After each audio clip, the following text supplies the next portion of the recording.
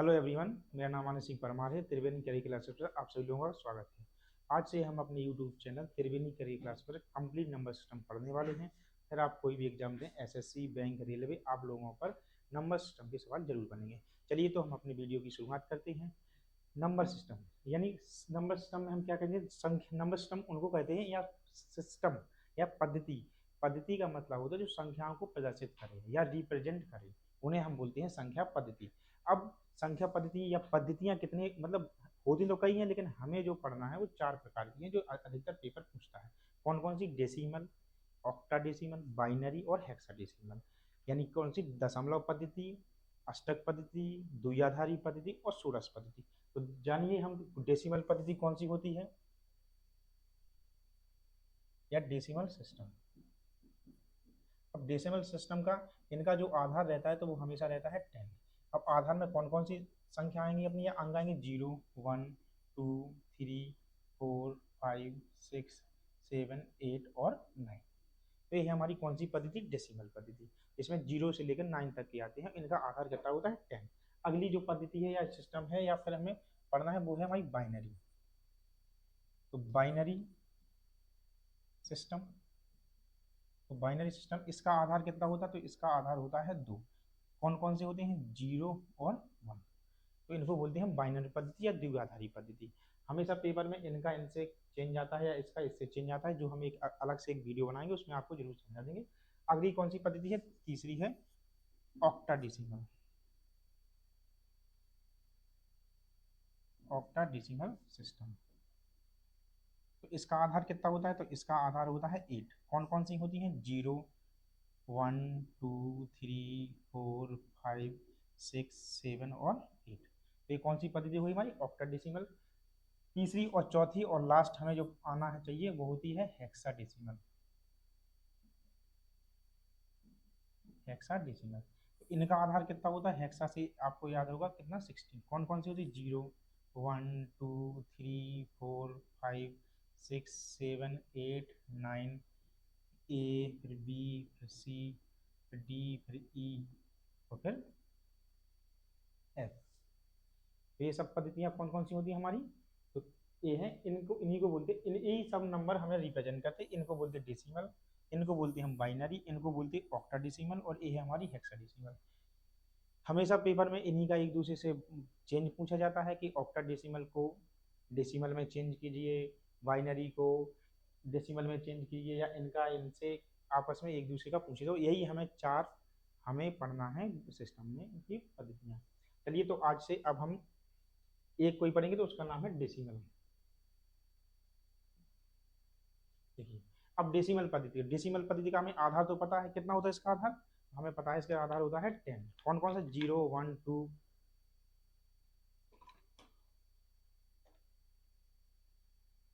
देखिए, अब डेसिमल पद्धति तो इनका आधार तो हमें पता है कितना होता है? 10। अभी अभी बताया आप लोगों को।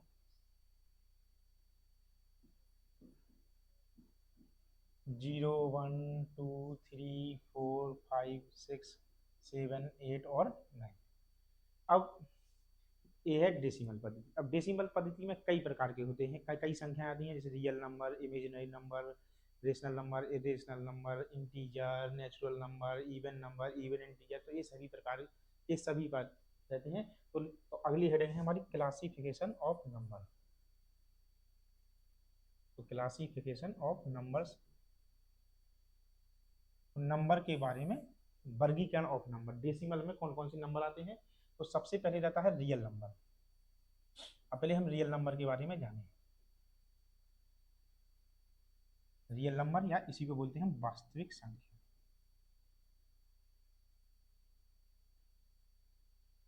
वास्तविक संख्या, वास्तविक संख्या कौन सी संख्या? वे संख्याएं जिनका हम स्क्वायर कर दें, या जिन संख्याओं का हम स्क्वायर कर दें और हमें जिनका और उनका आंसर हमें पॉजिटिव हो या धनात्मक मिले, तो वो सभी संख्या हमारी वास्तविक संख्या कहलाती हैं या रियल नंबर कहलाती हैं।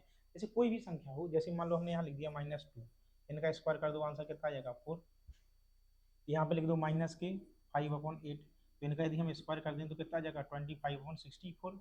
तो रियल नंबर क्या कहलाती है? वे संख्याएं जिनका हम स्क्वायर कर दें हमें पॉजिटिव संख्या प्राप्त हो, तो हमारी रियल नंबर कहलाती है। या इनका हम दूसरा, इनका जो रहता है या फिर हम कह सकते हैं रियल नंबर ऐसी संख्या है जिसे हम नंबर लाइन पर रिप्रेजेंट कर सकते हैं या नंबर लाइन पर हम लिख सकते हैं। जैसे मान लो 0, यहाँ पे लिख दो 1, यहाँ लिख दो 2, यहाँ लिख दो 2.5, यहाँ लिख दो कितना 7/2, यहाँ पर रूट लिख दो कुछ भी, रूट लिख दो यहाँ पे 50, यहाँ पे आ जाओ तो यहाँ -1, -2, -3/5, कुछ भी आ जाओ माइनस की इन्फिनिटी तक और यहाँ प्लस की आएंगे। तो रियल नंबर दो प्रकार, दो इनकी डेफिनेशन बननी चाहिए हमारे पास या हमें आनी चाहिए। पहली, ऐसी संख्या जिनका हम स्क्वायर कर दें तो वो हमें धनात्मक आंसर दें तो वो हमारी रियल नंबर कहलाएंगी पहली। दूसरी, जिन्हें हम नंबर लाइन पर रख सकते हैं तो वो हमारी संख्या कौन सी कहलाएंगी, हमारी रियल नंबर। जैसे 2.5 है, इसका हम स्क्वायर कर दें तो कितना हो जाएगा 6.25। जैसे यहाँ इनका भी स्क्वायर कर देंगे तो -3/5, इसका भी स्क्वायर कर देंगे तो कितना आ जाएगा 9/25। तो रियल नंबर ही तो वही अपनी है। आई बात समझ में। अब रियल नंबर के बारे में इतना ही पर्याप्त है। अगली संख्या जो रहती है उनको जानो, इमेजिनरी नंबर। अब काल्पनिक संख्या देखो, एक होती रियल नंबर और एक काल्पनिक संख्या। अब काल्पनिक संख्या ऐसी संख्या है जो बी आई के फॉर्म में लिखूं, बी आई मतलब ऐसी संख्या देखो फॉर्म ऑफ बी आई, ऐसा लिख सकते हैं। अब बी क्या है, तो बी होना चाहिए कोई भी एक रियल नंबर, जो अभी अभी आपको बताया कोई भी रियल नंबर हो। और आई, तो आई को बोलते हैं हम आयोटा। आयोटा, आयोटा का मतलब होता है ना के बराबर, नगण्य, मतलब ना के बराबर, लेकिन बिल्कुल भी नहीं। आई का मतलब होता है ना के बराबर, बिल्कुल भी नहीं, ना के बराबर नगण्य। तो आयोटा है छोटा।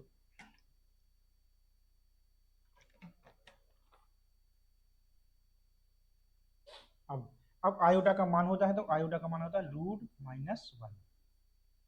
यही एग्जाम में पूछा जाता है कि आयोटा का मान क्या है, तो √-1। अब देखो आई का मान, आई एन आयोटा, आयोटा का मान साइक्लिक फॉर्मेट में होता है। अब साइक्लिक फॉर्मेट क्या है, चलो ये जान लेते हैं। साइक्लिक फॉर्मेट का मतलब होता है, जैसे मान लो आई है, यहाँ देखिए जैसे आई है, आई की वैल्यू कितनी होती है √-1। अब आई स्क्वायर देखा जाए तो आई स्क्वायर का वैल्यू कितना होगा -1। अब आई क्यूब है तो आई क्यूब को कैसे लिख सकते हैं हम, -√-1। या फिर देखो यहाँ पे ऐसा लिख सकते हैं ना आई क्यूब को, आई स्क्वायर इंटू आई। अब आई स्क्वायर की वैल्यू कितनी -1, इसकी वैल्यू कितनी √-1, इन दोनों का मल्टीप्लाई हो जाए तो यही तो अपना आंसर आएगा।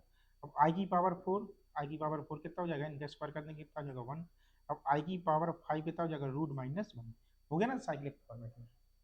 तो हर 4 के बाद आई की वैल्यू इक्वल रहती है। जैसे कभी कभी एग्जामिनर पूछ लेता है, एक दो बार पूछा भी है कि आई की पावर, मान लो यहाँ पे पूछा हमने 39 की वैल्यू क्या है, तो हमें पता है कि आई की वैल्यू हर 4 के बाद रिपीट होती है, तो इसमें किसका भाग दे दो भैया, 4 का भाग दो।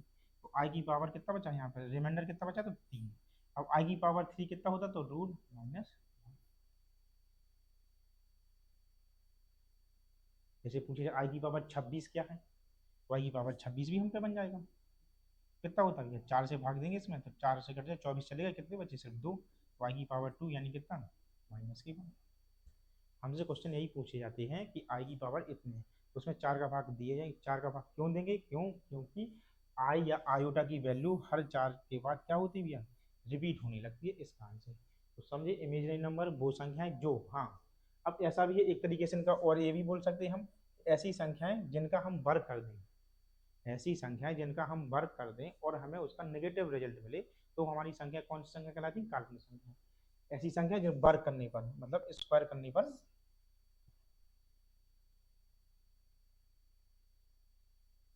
स्क्वायर करने पर क्या नेगेटिव रिजल्ट मिले।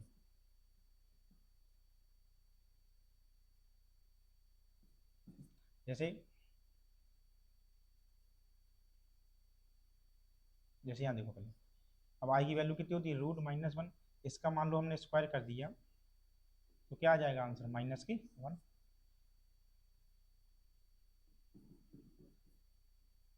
बताओ यहाँ पे नेगेटिव। अब जैसे मान लो हमने पूछा कि, अब देखो यहाँ पे जैसे माइनस, पेपर में आ जाता है कि -√5, या फिर माइनस में रूट के अंदर माइनस में कोई भी संख्या है वो हमारी काल्पनिक संख्या कहलाती है। जैसे पेपर में पूछा जाए कि √-1 किस प्रकार की संख्या है, तो हम क्या कहेंगे, इमेजिनरी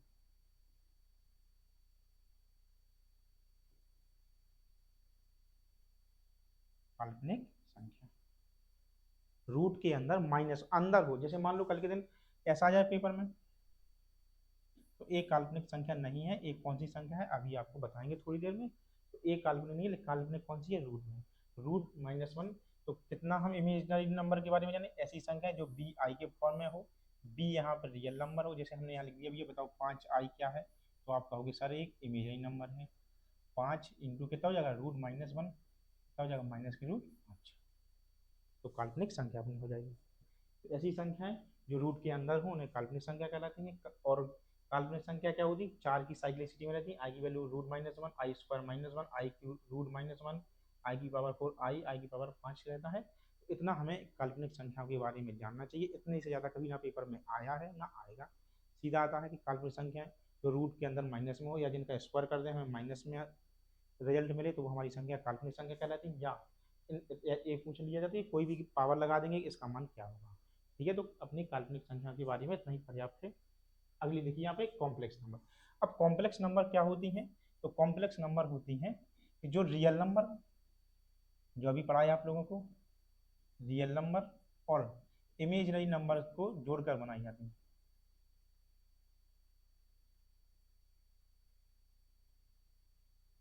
रियल नंबर यानी वास्तविक संख्या,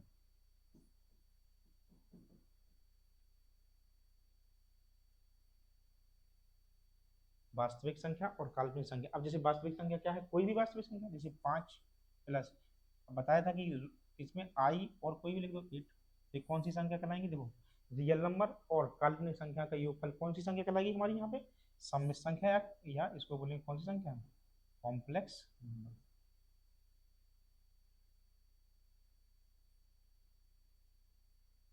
कोई भी संख्या है, जैसे रूट 8 प्लस आई इंटू रूट 5, ये कौन सी संख्या कहलाएगी, तो एक कॉम्प्लेक्स नंबर है। अब देखो रूट 8 क्या है इसमें, तो रूट 8 भी अपने आप में कौन सी संख्या है, रियल नंबर। और रूट 5 भी क्या है, एक रियल नंबर है। अब प्रॉब्लम क्या है कि रूट 5 में किसका मल्टीप्लाई है, आई का, तो इसलिए ए वाली जो संख्या है, तो अब कौन सी संख्या बन गई, तो ये इमेजिनरी नंबर बन गई। इमेजिनरी यानी काल्पनिक।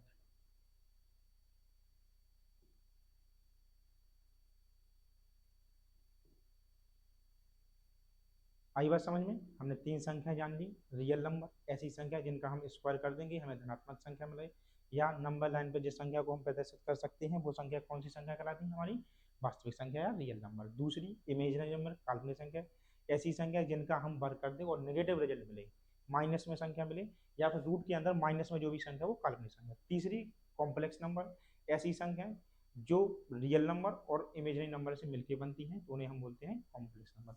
हाँ कभी कभी इनका कॉन्जुगेट आ जाता है लेकिन अपने में नहीं आता है, लेकिन जान लो। जैसे मान लो ए प्लस आई बी है इसका, तो इनका कॉन्जुगेट कुछ नहीं होता है, इनका सिर्फ और सिर्फ साइन बदल जाता है, तो ए माइनस आई बी का हो जाएगा। जैसे ए माइनस आई बी का कॉन्जुगेट क्या हो जाएगा, तो आप कहोगे ए प्लस आई बी। जैसे यहाँ पे है 5i और यहाँ 8 लिख दिया, तो इसका बताओ कॉन्जुगेट क्या हो जाएगा, तो इसका कॉन्जुगेट क्या होगा, 5 - i। आगे बात समझ में, चलो तो फिर अगली संख्या पे चलते हैं। देखिए अब रियल नंबर, अब देखो वहां से कॉम्प्लेक्स नंबर भी खत्म, इमेजिनरी नंबर के बारे में जितना जानना था। अब जो रियल नंबर है, अब रियल नंबर भी कई भागों में बटा है, एक रेशनल नंबर और एक इरेशनल नंबर। अब रेशनल नंबर तो यहाँ पर,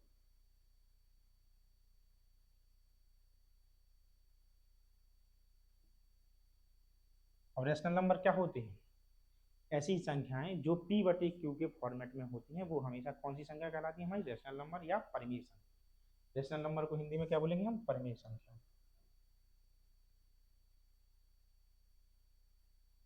तो ऐसी संख्या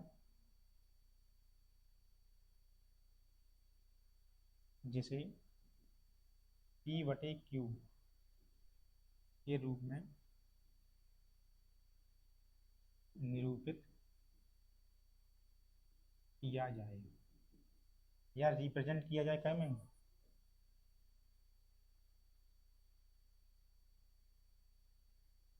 पी अपॉन क्यू। अब यहाँ पे पी और क्यू क्या होना चाहिए, तो पी और क्यू दोनों हमारे इंटीजर होने चाहिए। अब क्या है इंटीजर अभी थोड़ी बता दें, इंटीजर या पूर्णांक। क्यू की वैल्यू कभी भी जीरो नहीं होनी चाहिए, पी की हो जाए कोई फर्क नहीं पड़ता, पी जीरो हो सकता है। तो जब पी जीरो हो सकता है तो कभी कभी एग्जाम में सीधा सीधा आ जाता है कि जीरो क्या है, रेशनल नंबर। रेशनल नंबर तो हम कह सकते हैं कि जीरो। अब देखो यहाँ पे थोड़ी सी की पॉइंट लिख लूँ, जैसे कभी कभी पेपर में आ जाता है कि जीरो, जीरो क्या है, तो जीरो क्या है भैया,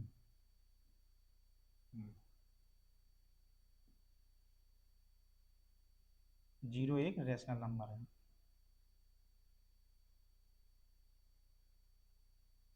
क्यों, क्योंकि हम जीरो बटे एक लिख सकते हैं।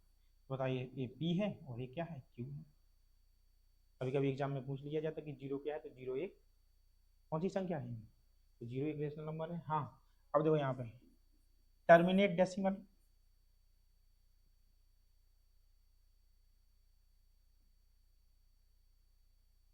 और रिकरिंग डेसिमल।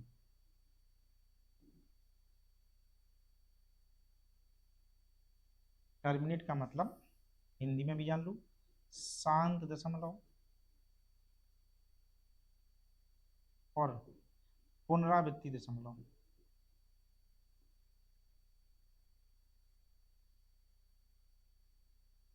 शांत दशमलव और पुनरावृत्ति दशमलव भी परमेय संख्या कहलाती हैं या रेशनल नंबर कहलाती हैं।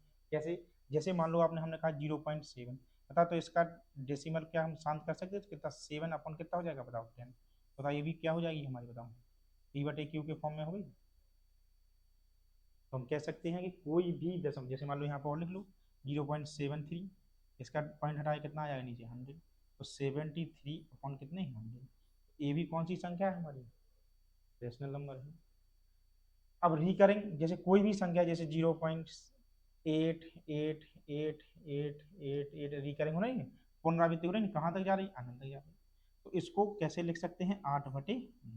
बताओ ये भी पी बटे क्यू के फॉर्मेट में है कि नहीं, है पी बटे क्यू के फॉर्मेट में। अब कैसे ये आया है आप लोगों को क्लास में जरूर बता देंगे, थोड़ा सा अब अभाव है समय का। तो कोई भी टर्मिनेट डेसिमल और रिकरिंग डेसिमल हमेशा कौन सी संख्या कहलाती है हमारी, तो ये दोनों हमारी क्या कहलाएंगी, हमारी परमेय संख्या। और भी जान लो तो अब जैसे मान लो एग्जाम्पल में है तो क्या क्या आ जाएंगे बताओ इसके, जैसे दो, बताओ अपने आप में बताओ, रेशनल नंबर है 2/1 लिख देंगे इसको। जीरो कोई भी दशमलव है 8/3, ये भी क्या है हमारा टर्मिनेट डेसिमल है। 0.2222 ये भी क्या हो जाएंगे, ये है। तो ये सब इनके क्या हो जाएंगे, एग्जाम्पल है। तो रेशनल नंबर ऐसी संख्या है जिसे हम पी बटे क्यू के फॉर्मेट में लिख सकते हैं, वो हमारी परमीय संख्या है या रेशनल नंबर कहलाती है। जीरो के बारे में अधिकतर पूछा था, जीरो क्या है, तो जीरो एक रेशनल नंबर है। टर्मिनेट डेसिमल और रिकरिंग डेसिमल या शांत दशमलव और पुनरावृत्ति दशमलव भी हमारी कौन सी कहलाते हैं, तो ये सब हमारी परमीय संख्या है, रेशनल नंबर कहलाती है। चलो इनके बारे में इतना ही, और भी आता है पेपर में तो थोड़ा सा और जान लो।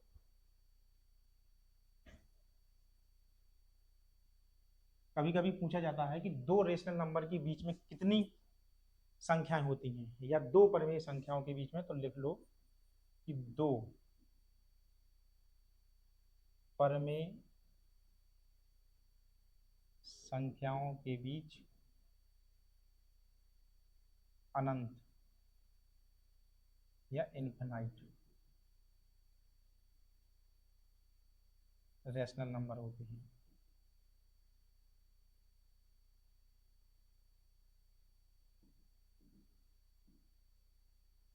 दो संख्याओं के बीच में कितने अनंत, मतलब बहुत ज्यादा बहुत ज्यादा होते हैं। अब जैसे मतलब कोई पूछे आपसे बताओ भैया, जैसे यहाँ पे लिख दिया 1/2 और 4/5 के बीच में कितने ये परिमेय संख्या होती हैं, तो हम कह सकते हैं अनंत परिमेय संख्या होती है। तो इनके बीच में अनंत परिमेय संख्या होती। और जान लीजिए थोड़ा सा।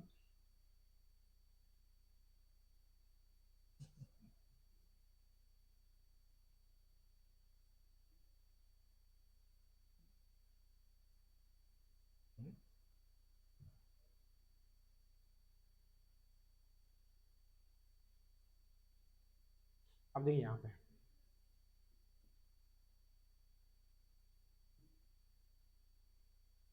अब देखिए यहाँ पे थोड़ा सा, अब पेपर में एक एक चीज और पूछा जाता है, जैसे 1/2 और 2/4 या 3/4 के बीच में दो परिमेय संख्या, तीन परिमेय संख्या। तो इसके लिए जैसे मान लो ऐसा आ जाए कि 1/2 और 3/4 के बीच, मान लो ने कह दिया तीन परिमेय संख्या बताइए। तो इनके लिए एक तो फॉर्मूला होता है ए के प्लस बी बटे ए प्लस वन। ए की वैल्यू कितनी रखते जाओ, एक रखते जाओ, एक, दो, तीन, डॉट डॉट डॉट। अभी से परिमेय संख्याओं के बारे में बता रहे हैं, क्वेश्चन अगले वीडियो में बनाएंगे, तो फिर आप लोग जरूर इसको करना है। चलो तो फिर अगली इरेशनल नंबर पर चलते हैं हम।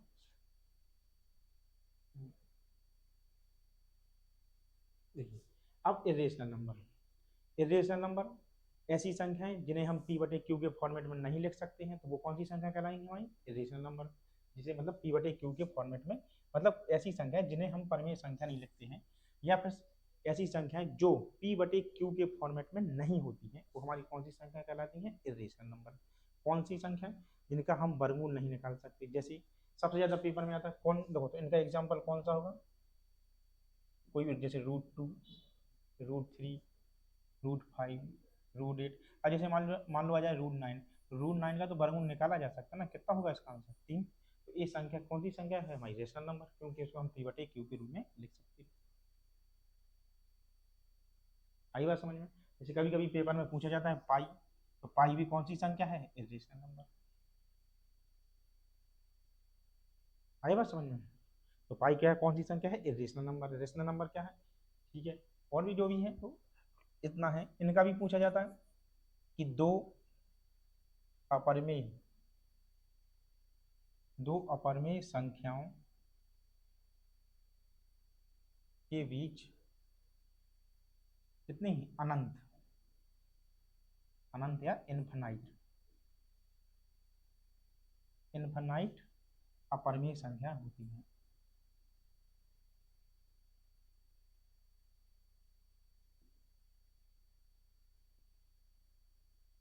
आ जाता है कभी कभी, निकालते कैसे हैं, तो इनका भी जान लो। रूट ए इंटू बी, और जहाँ पे एन, एन की वैल्यू कितनी है, 2, 3, 4, 5, कहाँ था, कोई भी है, 2 और 3 के बीच, जैसे मान लो 2 और 3, कितना हो जाएगा भाई उनके बीच में, 2 इंटू 3, यहाँ पे 2, अगली कितनी हो जाएगी, 2 इंटू 3 इनकी पावर 3, यहाँ 4, 2 इंटू 3, ऐसे हो जाती है। ये सब हमारी कौन सी संख्या है, अपरिमेय संख्या। जैसे कितनी, यहाँ पे भी 6 रूट, यहाँ पे भी कितने 6 हो जाते हैं। तो यानी दो अपरिमेय संख्याओं के बीच अनंत अपरिमेय संख्याएं होती है। तो अपरिमेय संख्या, हाँ कभी कभी क्वेश्चन ऐसा आ जाता है, थोड़ा सा इनको जान लो थोड़ा।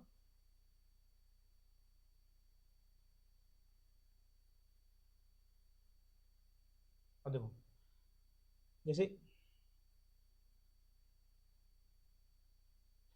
एक टाइप का क्वेश्चन आता है कि हमेशा कोई भी संख्या, हमेशा कोई भी संख्या ना तो, कोई भी संख्या परमेय और अपरमेय दोनों नहीं हो सकती, कोई भी संख्या। जैसे मान लो ये नहीं कि जैसे हमने कह दिया टू, टू दोनों भी है, परमेय भी है अपरमेय, तो ऐसा नहीं है। टू या तो परमेय होगी या अपरमेय होगी। जैसे टू परमेय है, इसके ऊपर रूट लगा दो तो कौन सी संख्या हो जाएगी, अपरमेय संख्या। और एक चीज और देखो, तो कोई भी संख्या अपरमेय या परमेय में से एक हो सकती है, दोनों नहीं हो सकती हैं। हाँ, परमेय, परमेय या रेशनल,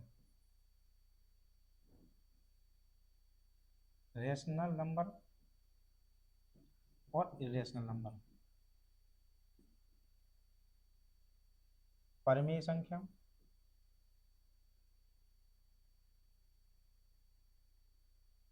और अपरिमेय संख्या का योग, योग यानी सम, अंतर,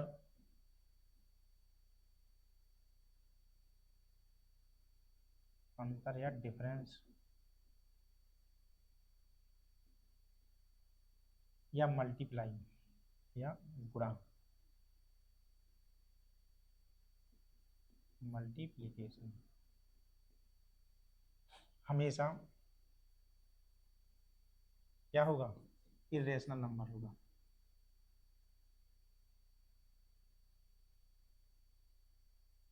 इरेशनल का मतलब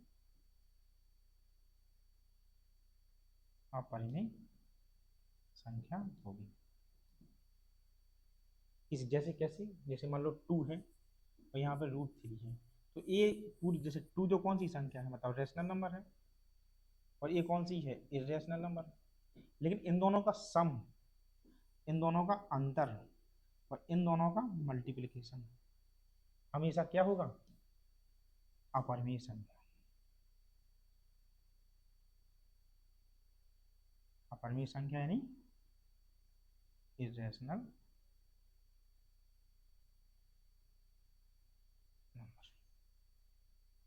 तो क्या समझे हम, दो संख्याओं का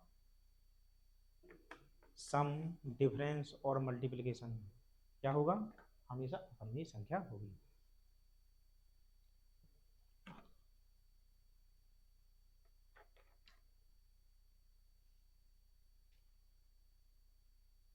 चलो अब अगली देखते हैं। देखो, रियल नंबर से कौन आया हमारा, रेशनल नंबर और इरेशनल नंबर। रेशनल नंबर के बारे में हम जाने, जिन्हें हम p/q के रूप में लिख सकते हैं, टर्मिनेट, नॉन टर्मिनेट। अब हाँ और नॉन टर्मिनेट डेसिमल भी, देखो थोड़ा सा ध्यान दिया गया, नॉन टर्मिनेट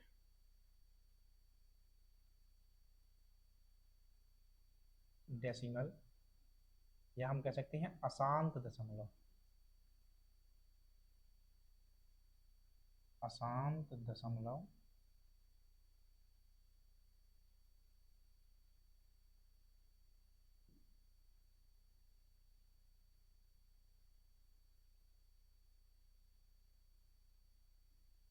अशांत दशमलव कौन से कहलाते हैं, हमारे अपरिमेय संख्या। जैसे कि अशांत दशमलव यहाँ लिख दिया हमने 2.23457 8 डॉट डॉट डॉट चले जा रहे हैं। तो ये सब संख्या कौन सी संख्या कहलाएंगी, हमारी अपरिमेय संख्या। ठीक है, तो रियल नंबर है। अब आगे जाएंगे, अब देखो इरेशनल नंबर यहीं खत्म होता है। अब हम रेशनल नंबर के भी पार्ट पढ़ेंगे। तो रेशनल नंबर क्या है, अब देखो यहाँ पे, अब रेशनल नंबर, और जो रेशनल नंबर है, अब रेशनल नंबर के बारे में तो हमें पता है, जैसे 2/5, 7.5, तो ये सब संख्याएं कौन सी होंगी हमारी, रेशनल नंबर हैं। तो रेशनल नंबर के भी दो प्रकार होते हैं, एक एक को बोलते हैं हम इंटीजर। यहाँ थोड़ा ऊपर ही लिख ले रहे हैं, देखो यहाँ पे पढ़ा ना रेशनल नंबर,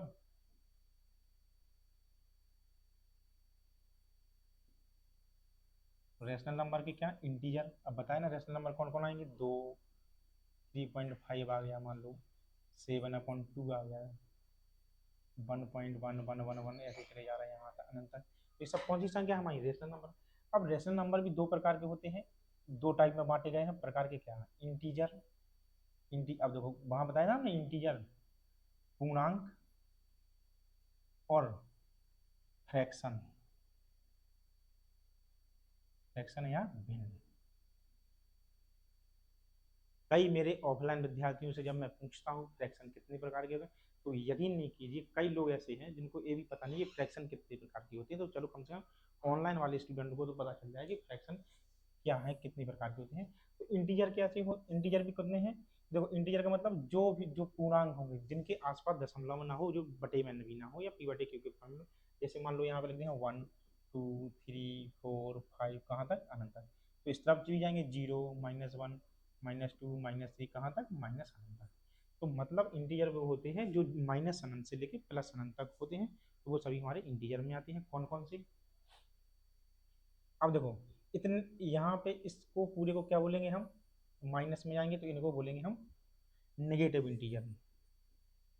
इन्हें बोलते हैं हम नेगेटिव इंटीजर। और इतने पूरे को यहाँ तक को इनको बोलेंगे हम नॉन नेगेटिव इंटीजर।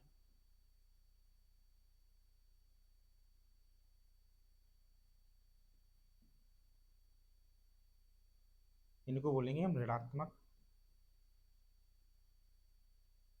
पूर्णांक। और इसे बोलेंगे हम कौन सा, धनात्मक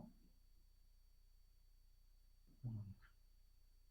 कभी कभी आ जाता है कि जीरो, जीरो क्या है, जैसे मान लो यहाँ तक तो धनात्मक है, तो कभी कभी जीरो के बारे में पूछा था, तो zero is neither positive integer और नॉन नेगेटिव इंटीजर।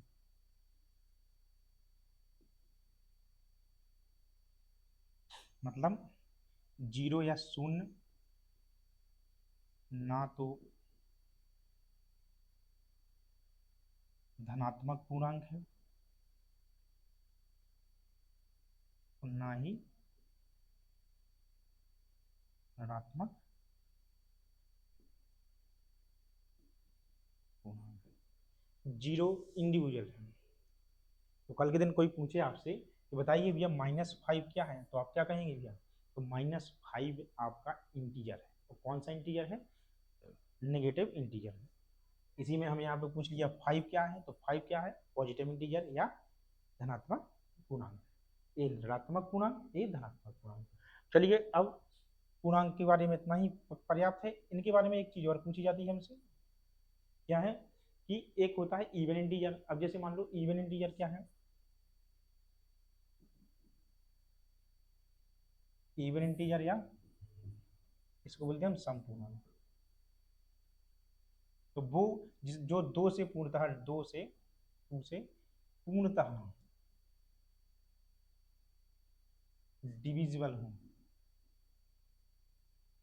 जो दो से पूर्णतः डिविजिबल हो उसे क्या बोलेंगे हम, इवन इंटीजर। इवन इंटीजर या सम पूर्णांक। और एक होता है हमारा ऑड इंटीजर भी पूछते हैं, ऑड इंटीजर जो दो से पूर्णतः विभाजित ना हो, या कंप्लीटली विभाजित का मतलब कंप्लीटली डिविजिबल ना हो, या 2n, और जिसको हम 2n+1 लिखते हैं। इसका फॉर्मेट रहता है 2n।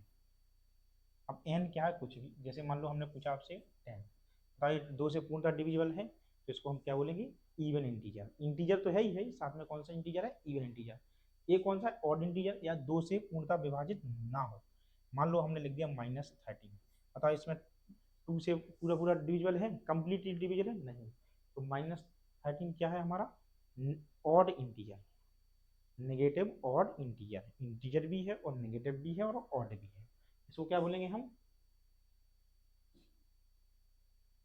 Even negative integer. जैसे मान लो यहाँ पे 14, तो ये सम पूर्णांक है। आई बात समझ में। तो इंटीजर कितने प्रकार के होते हैं, दो, इवन इंटीजर और ऑड इंटीजर। अब इतना ही पर्याप्त है। तो इंटीजर के बारे में इनका एग्जांपल अब लिख लेंगे हम, कौन कौन से हो सकते हैं, कुछ भी, -8, -10, 0, 10, 21, 34, ये सब कहाँ तक, अनंत तक। और इधर भी कहाँ तक जाएंगे हम, अनंत तक ही चले जाएंगे। इस तरफ चले जाओ। इंटीजर के बारे में पर्याप्त जानकारी है। अब इंटीजर कितने होते हैं, एक पॉजिटिव इंटीजर, एक नेगेटिव इंटीजर। पॉजिटिव यानी धनात्मक पूर्णांक और ऋणात्मक पूर्णांक। जीरो क्या है, ना तो धनात्मक है और ना ही ऋणात्मक है। चलिए अब इन्हीं से थोड़ी और आगे बढ़ते हैं। अब देखो, अब यहाँ से नेचुरल नंबर आपकी चालू हो रहा है। तो नेचुरल नंबर क्या है, सभी, all positive integer is natural number. जितने सभी धनात्मक पूर्णांक ही हमारे क्या कहलाते हैं, नेचुरल नंबर। जैसे सभी धनात्मक पूर्णांक यानी कहाँ से, 1, 2, 3, 4, 5, 6, 7, कहाँ तक जाएंगे, अनंत। तो ये बताओ, ये कौन से थे अपने, बताओ, पॉजिटिव इंटीजर थी ना।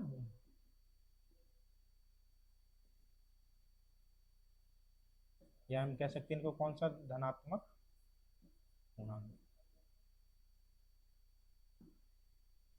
नेचुरल नंबर, अब नेचुरल नंबर का क्या है, ऐसी संख्याएं जिनका यूज हम गिनती में कर सकें या गिनने में कर सकें या काउंट में करें, काउंटिंग नंबर कहलाते। कौन सी संख्या हमारी, नेचुरल नंबर या प्राकृतिक संख्या। इनको इंग्लिश में, हिंदी में क्या कहेंगे, प्राकृतिक संख्या।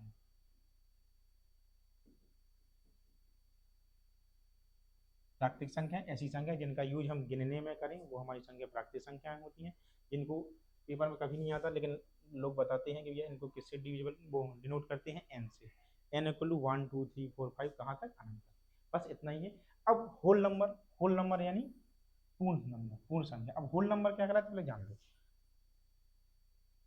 होल नंबर या पूर्ण संख्या कुछ नहीं होता है, ये होता है बराबर है नेचुरल नंबर में। नेचुरल नंबर में क्या जुड़ जाए, मान लो जीरो। मतलब होल नंबर कहाँ से बिगनिंग होती है, इनकी स्टार्टिंग होती है जीरो, 1 2 3 4 5 6 7 8 कहाँ तक। तो ये सब संख्या कौन सी संख्या लानी हुई, होल नंबर। तो होल नंबर की स्टार्टिंग कहाँ से होती है, जीरो से। और नेचुरल नंबर की स्टार्टिंग कहाँ से होती है, एक से। बस इतना ही इनमें दोनों में अंतर है, तो और कुछ ज़्यादा इसमें कोई पढ़ने की आवश्यकता नहीं है।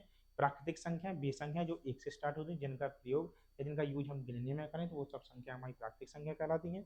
और हमारी कौन सी, होल नंबर, जीरो ऐड हो जाए तो हमारी होल नंबर कहलाती है। बस इतना ही है, मान लीजिए और आगे बढ़ते हैं। अब है इवन नंबर और ऑड नंबर। तो अभी बताया है कि even number, even number, even he को बोले हिंदी में क्या बोलते हैं हम, सम संख्या। ऐसी संख्याएं जो, ऐसी संख्या जो दो से पूर्णतः विभाजित हो। कौन सी संख्या कहलाती है, सम संख्या या इवन नंबर। ऐसी संख्याएं जो दो से पूर्णतः डिविजिबल हो, वो संख्या हमारी कौन सी संख्या कहलाएंगी, ऐसी प्राकृतिक संख्या। हाँ, ऐसा भी लिख लो, लिख सकते ऐसी प्राकृतिक संख्या, संख्या नहीं, ऐसी प्राकृतिक संख्या, प्राकृतिक संख्या या नेचुरल।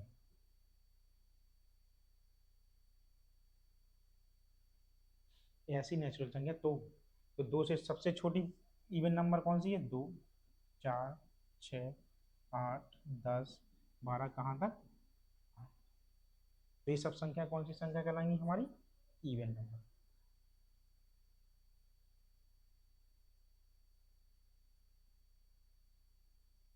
सम संख्याएं ऐसी संख्याएं जो दो से पूर्णतः विभाजित हो, उन्हें हम कौन सी संख्या कहलाएंगे, सम संख्या कहलाएंगी। ये अगली है ऑड नंबर। तो ऑड, ऑड नंबर या विषम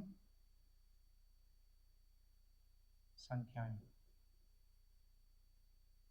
तो ऐसी संख्याएं, ऐसी प्राकृतिक लगा लेना, नहीं तो जीरो लिख देंगे लोग।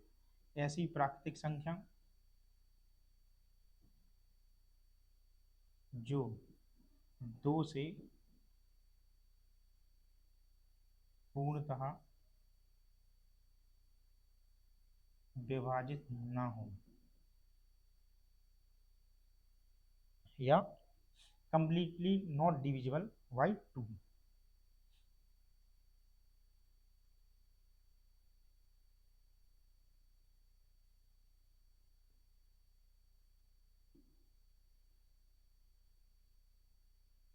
बाई टू कौन कौन सी संख्या, हम कह सकते हैं 1 3 5 7 9 11 13 कहाँ तक जाएंगी ये संख्या, अनंत तक जाएंगी। तो सम संख्या, ऐसी संख्याएं जो दो से पूर्णतः विभाजित हो, वो हमारी सम संख्या या इवन नंबर। वे संख्याएं जो दो से पूर्णतः विभाजित नहीं है, उन्हें हम विषम संख्या या ऑड नंबर कहेंगे। ठीक है, तो अब इनका भी एग्जाम्पल के रूप में ये है, कहाँ तक जाती हैं, सभी संख्या अनंत तक जाएंगी। अगला देख लो। अब है हमारा प्राइम नंबर। थोड़ा प्राइम नंबर के बारे में ज़्यादा जानना चाहिए। तो प्राइम नंबर ऐसी संख्याएं जो, या हम कह सकते हैं ऐसी संख्याएं जिनके, जो किसी से डिविजिबल ना हो।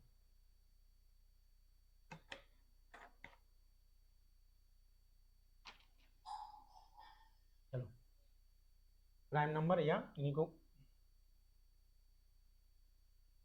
बोलते हैं हम अभाज्य संख्या। ऐसी संख्याएं जो किसी से डिविजिबल ना हो, एक तरीके से देखा, या ऐसी संख्याएं जिनके ओनली टू फैक्टर हो, ओनली टू फैक्टर हो। या फैक्टर का मतलब, दो पहले फैक्टर जान लो। जैसे मान लो फैक्टर क्या कहलाता है, फैक्टर है इसी को बोलते हैं हम गुणनखंड। फैक्टर यानी गुणनखंड। अब जैसे मान लो हमने कहा भैया 20, तो 20 किस किस संख्या से डिविजिबल है, तो आप कहोगे सर 1 से, 2 से, 4 से, 5 से, 10 से और 20 से। तो अब 20 किस किस संख्या से, तो इनके कितने फैक्टर हैं, तो आप कहोगे सर 1 2 3 4 5 कितने हैं, 6 है। अब अभाज्य संख्या के बारे में, जैसे हमने लिख दिया 13। अब 13 के कोई फैक्टर नहीं है, 13 किसके से डिविजिबल है, 1 से है और 13 से है। तो यहीं से डेफिनेशन स्टार्ट हुई, ऐसी संख्याएं जिनके केवल दो गुणनखंड हो या टू फैक्टर हो। कौन कौन से, एक तो 1 होगा, एंड खुद वह संख्या, खुद या स्वयं वह संख्या, एक और स्वयं संख्या। इनकी डेफिनेशन क्या बनेगी, ऐसी संख्याएं, ऐसी संख्याएं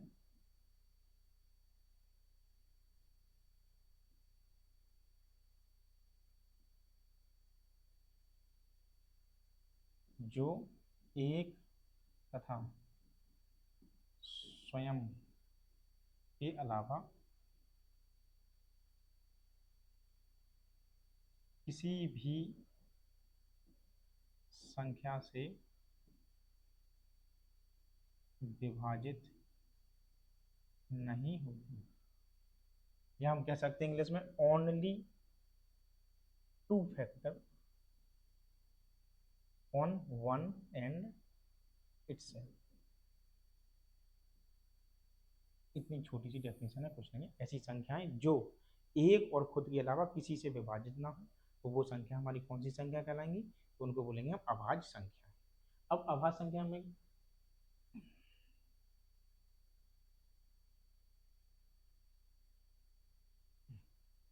अब थोड़ा सा की पॉइंट जान लो इनका। कभी कभी पूछा जाता है सबसे छोटी अभाज्य संख्या, लिख लो स्मॉलेस्ट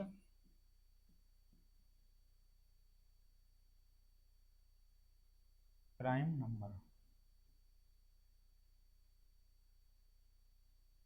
सबसे छोटी अभाज्य संख्या, तो क्या होगी सबसे छोटी अभाज्य संख्या, तो हमें आज से उसका आंसर देना है 2, ना कि 1। ठीक है, सबसे छोटी अभाज्य संख्या क्या होती, 2 होती है। अब इसमें दो एकमात्र, दो एकमात्र सम अभाज्य संख्या है, मतलब two only even prime number है।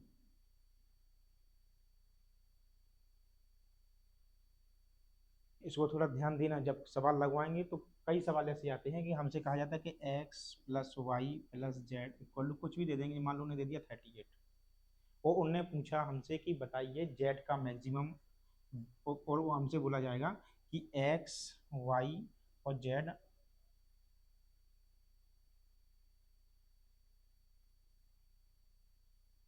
हमसे कहा जाएगा x y z are prime number. हमसे कहा जाएगा, वो हमसे कहा जाएगा जेड का मैक्सिमम मान बताइए, जेड की मैक्सिमम वैल्यू। तो हमेशा याद रखना किसी भी तीन विषम संख्याओं का योगफल कभी भी सम नहीं हो सकता। तो फिर उस कारण से एक संख्या को हम हमेशा दो बनाएंगे। इसी कारण से हमने कहा है कि दो एकमात्र सम अभाज्य संख्या है। एक नहीं लिख देना, कई लोगों से मैं पूछता हूँ तो वो यही बताते कि एक प्राइम नंबर है, प्राइम नंबर नहीं। तो एक क्या है, कभी कभी पूछा जाता है एक क्या है, तो एक सिर्फ फैक्टर है जो सभी संख्याओं, एक एक एक मान लो यूनिवर्सल फैक्टर है, इसको ऐसा बोल सकते हैं जैसे कल के दिन कोई पूछे तो एक क्या है, तो एक को बोल देना यूनिवर्सल फैक्टर या सार्वभौमिक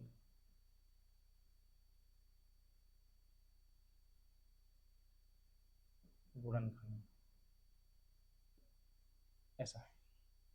ठीक है, ये तो क्वेश्चन जब होंगे जब आप लोगों को बताए जाएंगे। तो क्या पढ़ के आए, क्या है अभाज्य संख्या? ऐसी संख्या जिनके केवल दो गुणनखंड हों, जिनके केवल दो गुणनखंड होते हैं, एक और खुद, वो हमारी कौन सी संख्या कहलाती है? हमारी प्राइम नंबर कहलाती है। दो एकमात्र समअभाज्य संख्या है। तीसरा कभी कभी पूछ लिया जाता है, देखो 1 to 50, एक से लेकर 50 तक कितनी अभाज्य संख्या होती? तो याद रखना 15 अभाज्य संख्या होती हैं, और 51 to 100 कितनी? 10 अभाज्य संख्या होती हैं। तो हम कह सकते हैं, यदि कोई कल, अब पेपर में पहले बहुत आते थे, अब नहीं आती, कि 1 to 100 तो कितने हो जाएंगे टोटल? 25 प्राइम नंबर होंगे। प्राइम नंबर का एक सेपरेट क्वेश्चन का वीडियो बनाएं, काफ़ी क्वेश्चन इस पे बनते हैं। क्वेश्चन कभी कभी ऐसे भी आ जाते हैं इस पे। तो बताइए 40 to 140 तक टोटल प्राइम नंबर।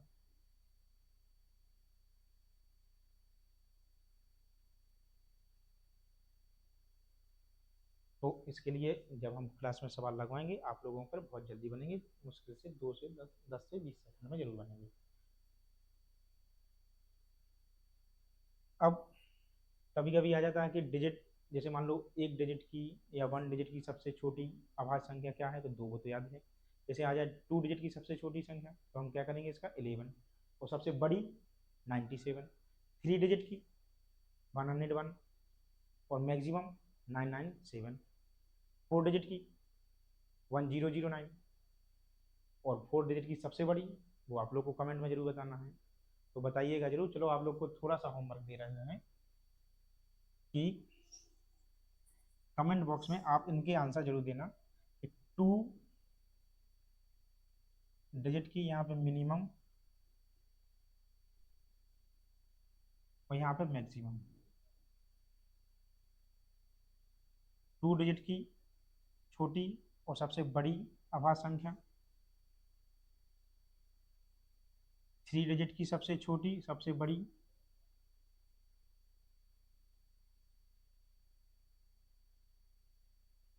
4 डिजिट की सबसे छोटी सबसे बड़ी, 5 डिजिट की सबसे छोटी सबसे बड़ी, और 6 डिजिट की सबसे छोटी सबसे बड़ी। इनका पेपर में आता भी है, ऐसा भी कि नहीं आता। आता क्या है कि पेपर में पूछा जाता है कि 4 डिजिट की सबसे बड़ी अभाज्य संख्या में, यदि मान लो 17 से डिविजिबल, कैसा आ जाता पेपर में कि 4 डिजिट की सबसे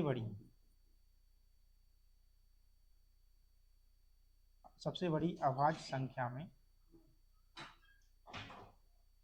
सबसे बड़ी अभाज्य संख्या में मान लो 70 से भाग दिया जाए,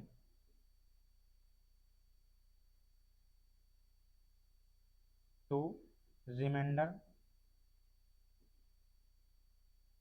या शेषफल क्या होगा? भाग यानी डिविजिबल, ऐसा आता। अब मान लो मैं पता ही नहीं कि 4 डिजिट की सबसे बड़ी संख्या, मैं भी बता दूंगा, कोई दिक्कत नहीं। आता भी है, हम सोच रहे हैं कि आप कमेंट में बताएं। अब 4 डिजिट की, अब पेपर में जब एग्जाम में हम देने जाएंगे, हम 4 डिजिट की निकालेंगे थोड़ी। यदि हमें याद है, 2 डिजिट की याद है, 3 डिजिट की याद है, 4 डिजिट की याद है, 5 डिजिट की याद है, 6 डिजिट की याद है, हम उनको तुरंत लिख लेंगे।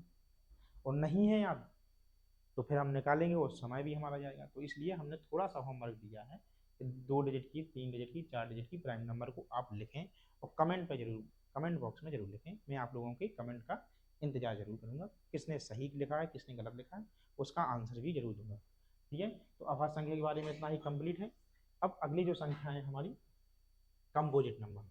कंपोजिट नंबर मतलब मोर देन टू फैक्टर, ऐसी संख्या मोर देन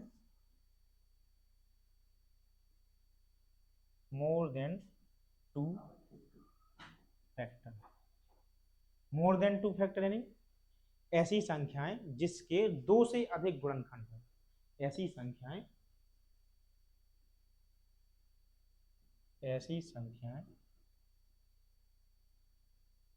जिनके दो से अधिक गुणनखंड होते हैं, ऐसी संख्या जिनके दो से अधिक गुणनखंड होते हैं उन्हें कौन सी संख्या कहलाते हैं? तो वो हमारी संख्या कहलाती है कंपोजिट नंबर या भाज्य संख्या है। ठीक है, अब एक बार बस ग्रुप डी ने पूछा था कि सबसे छोटी भाज्य संख्या या स्मॉलेस्ट कंपोजिट नंबर, तो सबसे छोटी स्मॉलेस्ट कंपोजिट नंबर या सबसे छोटी अब भाज्य संख्या, कंपोजिट नहीं भाज्य संख्या, तो क्या है? अब जैसे सबसे छोटी क्या होगी? जब दो क्या है अपने आप में प्राइम नंबर है, तीन भी प्राइम नंबर है, तो चार तो ऑटोमेटिकली हुए। क्यों? क्योंकि चार के मोर देन टू है, एक से डिविजिबल है, दो से डिविजिबल है और फोर से तो खुद से डिविजिबल होगा। तो बताओ इसके कितने फैक्टर हैं? तो आप कहेंगे तीन, और तीन क्या होगा? मोर देन टू होता है। तो सबसे छोटी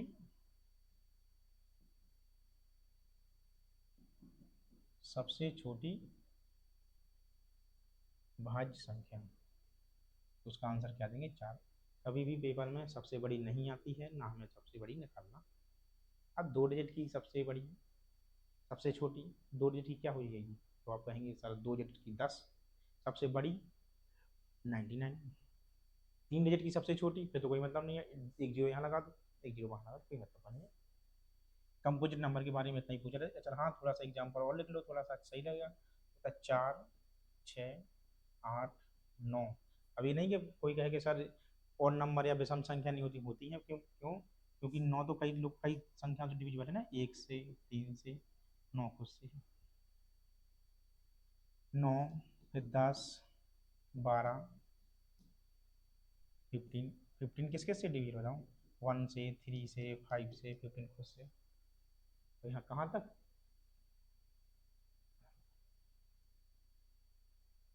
आई बस समझ में? तो कंपोजिट नंबर भी अपना हो गया है। अगला क्या है? अगली संख्या के बारे में चलते हैं। अब देखिए यहाँ पे को प्राइम नंबर।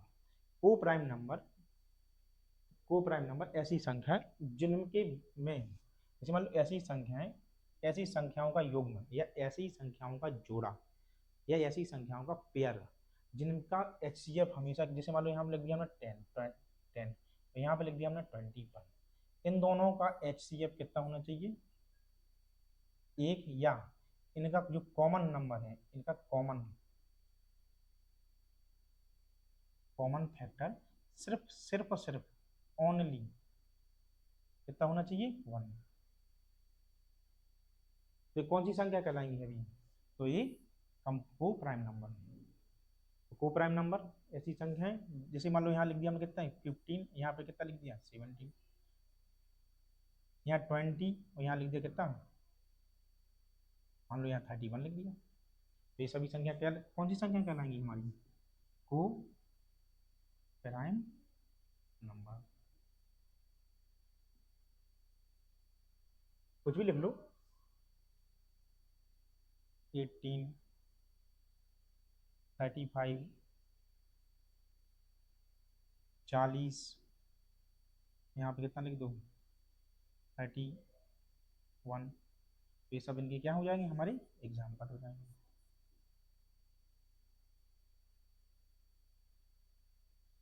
अब दो यहाँ पे परफेक्ट नंबर। हाँ, अब लास्ट संख्या अपनी परफेक्ट नंबर।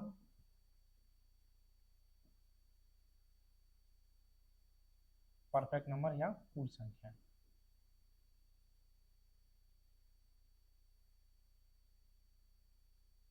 इधर रख दो। तो परफेक्ट संख्या, अब दो परफेक्ट संख्या ऐसी संख्याएं, ये ऐसी संख्या जिनके गुणनखंड या फैक्टर का सम का योगफल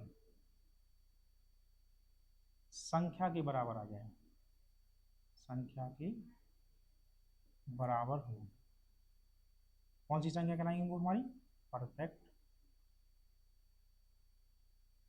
नंबर कहलाती है। और परफेक्ट नंबर का मतलब ऐसी संख्या जिनके गुणनखंड, अब जैसे मान लो कोई भी, जैसे मान लो यहाँ पे कैसा होता, तो समझो पहले, ऐसी संख्याएं जिनके गुणनखंड का योगफल या sum of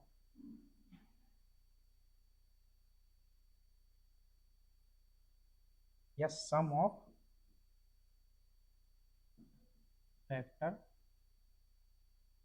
equal to number. जैसे मान लो ए है, मतलब जो आता है जो पेपर में वही देख लो, यहाँ पूछा जाता है सबसे छोटी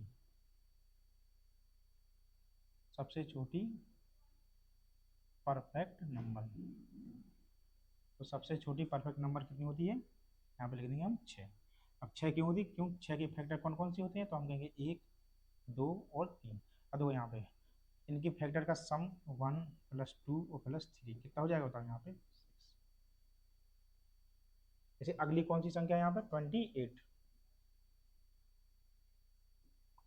अब 28 है, 28 के फैक्टर कौन कौन से 1 2 4 7 14 और, तो बताओ इनके फैक्टर का सम कितना हो जाएगा, तो बताओ 1 + 2 + 4 + 7 + 14 इक्वल टू कितना 28। हमने अभी अभी बताया ना आप लोगों को, ऐसी संख्या जिनके गुणनखंड का योगफल संख्या के बराबर हो जाए तो वो संख्या कौन सी संख्या कहलाती है हमारी परफेक्ट नंबर। अभी तक ज्ञात तत्वों से सिर्फ और सिर्फ 51 ही परफेक्ट नंबर आई हैं। पेपर में सीधा सीधा पूछा जाता है कि एक अंक की या वन डिजिट की परफेक्ट संख्या कितनी है 6, 2 डिजिट की कितनी है, तो 2 डिजिट की है कि 28, 3 डिजिट की तो लिख देना 428 और 4 डिजिट की 81428183।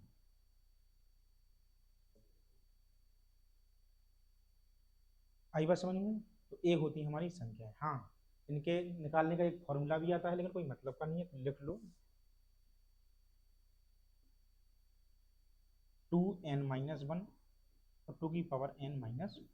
तो ए मतलब परफेक्ट नंबर इनसे निकाल सकते हैं, इनको शॉर्ट ट्रिक जैसे भी मानते हैं। तो ये सभी हमारी संख्याएं हैं। आज हम कौन कौन सी संख्या पढ़े, आज हम नंबर सिस्टम को पढ़े। तो नंबर सिस्टम में जो मेन कितनी होती हैं, 4 पद्धतियाँ होती थी, एक बाइनरी पद्धति, एक डेसिमल पद्धति, ऑक्टाडेसिमल, हेक्साडेसिमल। वहाँ से हम डेसिमल पे आए, डेसिमल में हमने जाना real number, imaginary number, rational number, irrational number, integer, fraction, ये सभी संख्याएं जाने, लास्ट तक परफेक्ट नंबर जाने। थोड़ा सा मतलब सभी संख्या अपनी हो भी गई हैं। यदि अच्छा लगा तो आप हमारे यूट्यूब चैनल को सब्सक्राइब करें। बाकी ठीक है, तो फिर बाकी अपन अगले नेक्स्ट वीडियो में मिलते हैं। जब तक के लिए गुड बाय, टाटा।